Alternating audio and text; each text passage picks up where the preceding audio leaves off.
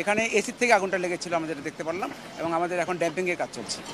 ভয়াবহ পরিস্থিতি হতো, যে টাইমটা আসলে ওটা একদম ব্যাংকিং টাইম, যে সময়টা সূত্রপাত হয়েছে, এটা যদি ওয়ার্কিং ডেতে হতো তাহলে অনেক ভয়াবহ একটা ব্যাপার হতে পারে। একটা হলো বিস্ফোরণের শব্দ হলো, শব্দ হওয়ার পর যে কালো ধোঁয়া বের হচ্ছে। ব্যাংক ধলাইখাল মোড়ে আগুন লেগেছে। সংবাদ প্রাপ্তির সাথে সাথে প্রথমে সূত্রাপুর ফায়ার স্টেশন চলে আসে, এবং এর পাশাপাশি হেডকোয়ার্টার থেকে এবং সদরঘাট থেকে মোট 5টা ইউনিট এসে কাজ শুরু করে দিই আমরা। 11টা 45 মিনিটের সময় আগুন নিয়ন্ত্রণে আসে, এবং দেখলেন যে আমাদের 11টা 57 মিনিটের সময় ফায়ার পুরো নিয়ন্ত্রণে এবং ফায়ার আউট হয়ে যায়, আগুন নির্বাপন করতে সম্ভবত। এখানে এসির থেকে আগুনটা লেগেছিল আমরা যেটা দেখতে পারলাম, এবং আমাদের এখন ড্যাম্পিংয়ের কাজ চলছে। ট্রান্সফরমারের কথা বলা হচ্ছিল যে এটার কোনো আলামত কি পেয়েছে? না, আগুনের এখানে সৃষ্টি, আগুনের ভিতর থেকে এসি রুম থেকে আগুনের সৃষ্টি হয়েছে। ভিতরে এসি থেকে আগুন। এসি পরিমাণ ক্ষয়ক্ষতি হয়েছে ভিতরে? ক্ষয়ক্ষতি আমরা এখন আগুন নির্বাপন করছি। আগুন নির্বাপন করে যখন আমরা অ্যাসেসমেন্ট করবো তখন আমরা ক্ষয়ক্ষতির পরিমাণটা আপনাদেরকে জানাতে পারবো। যে কি দেখলেন, কোনো আলামত আছে কিনা যে এসিতে কি করে আগুন? হ্যাঁ, আমরা এসিটার মধ্যে ধোঁয়া বেরোচ্ছে, এবং আমাদের যে ফায়ার ফাইটাররা, যে অফিসার আছে, সবাই মিলে সেখানে আগুনটা নির্বাপন করছে। এখন ধোঁয়াটা আউট করা হচ্ছে, ভিতরে ধোঁয়া আছে, আগুন আর এখন ভিতরে নাই। আপনার নাম ডেজিগনেশন? আমি মোহাম্মদ তানহারুল ইসলাম, উপসহকারী পরিচালক, fire service civil defence, Dhaka north zone 2। আমি খবর পেয়েছি 10:30টার দিকে। 10:30টার দিকে তখন আমি শুনেই আমি ওখান থেকে বাসার থেকে চলে আসছি এখানে। আসার পরে দেখতেছি এই অবস্থা। তো এখানে আসার পরে শুনলাম যে 10:15টার দিকে সম্ভবত আগুনটা সূত্রপাত। ট্রান্সফরমার থেকে আপনাদের এসি এখান থেকে? হ্যাঁ, আমিও এসে তাই শুনেছি যে ট্রান্সফরমার ব্রাস্ট হয়েছে, তারপরে এসিতে ওটা হয়তো বা একটা রিফ্লেকশনের ওটার থেকেই এই পরিস্থিতিটা তৈরি হয়েছে। পরিমাণ ক্ষয়ক্ষতি হয়েছে আপনাদের?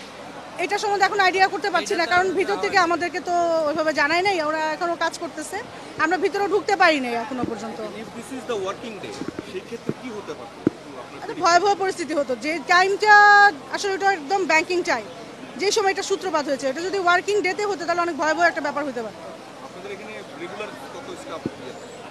আমরা অফিসার আছি 10 জনের মতো, আর অক্সিলারি স্টাফ নিয়ে 15-16 জন।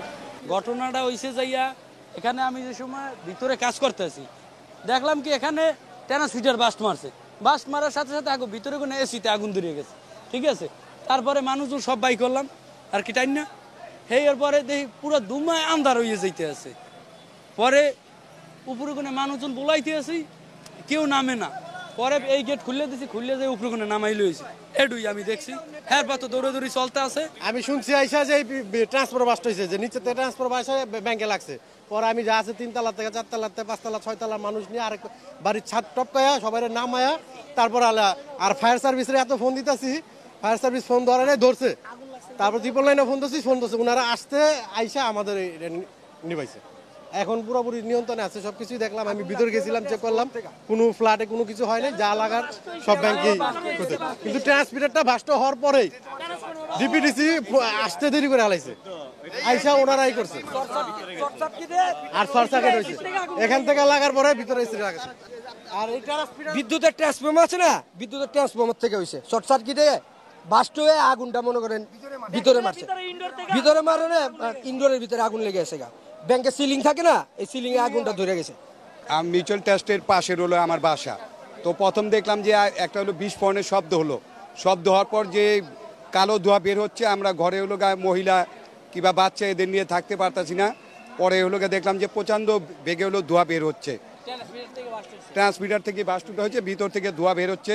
ধোঁয়া বের হওয়ার পরে যে আমরা দূরে আসলাম, ফায়ার সার্ভিসকে খবর দেওয়ার পর ফায়ার সার্ভিস আসছে, এবং আমার বাসার থেকে আমি পানি দিছি আমার ট্যাঙ্কির থেকে, যে হলো ওনাদের লাইন করে দিয়েছি, ওনারাই করে।